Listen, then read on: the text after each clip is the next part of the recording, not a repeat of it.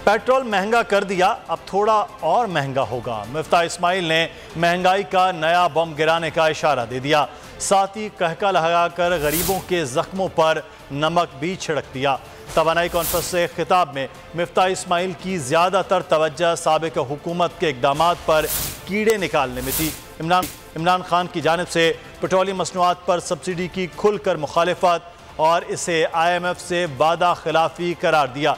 बोले रूस सस्ता पेट्रोल देने पर तैयार ही नहीं था। हम्माद अजहर के खत का भी कोई जवाब नहीं दिया।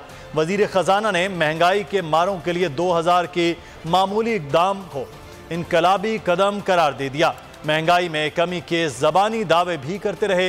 वजीर खजाना ने कहा, हमें मुश्किल हालात में पाकिस्तान मिला है और बेहतर हालात में छोड़ कर जाएंगे।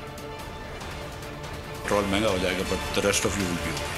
मैं शौकत तरीन साहब के मायदे पे, इमरान खान साहब के मायदे पे चलता तो या तो नौकरी से निकाला जाता, या अगर मैं चलता तो इस वक्त 300 रुपये का पेट्रोल और डीजल। इनकी रुखसती से 2-4 दिन पहले 30 मार्च को इन्होंने लेटर लिखा है रशिया को कि हमको ऑयल दे दो। रशिया ने उसका लेटर का जवाब भी नहीं दिया। हमने सिफारतकार भेजे रशिया के अंदर, हमारी एम्बेसी के लोग गए कि आपका कोई इरादा है, तो उन्होंने कहा यार 2015 में जो हमने आपसे गैस पाइपलाइन का एग्रीमेंट किया था, आपने तो वो भी नहीं किया, तो इस पर हम क्या बात करें। कोई चांस नहीं था इनके ऑयल लेने का। So we need $41 billion over the next 12 months and I think ये हो जाएंगे। मैं सच बता रहा हूँ आपको कि I am very very confident कि इंशाल्लाह हो जाएंगे। हमको मुश्किल हालात में पाकिस्तान मिला है, कोई मसला नहीं, इंशाल्लाह इसको बेहतर हालात में छोड़ के जाएंगे।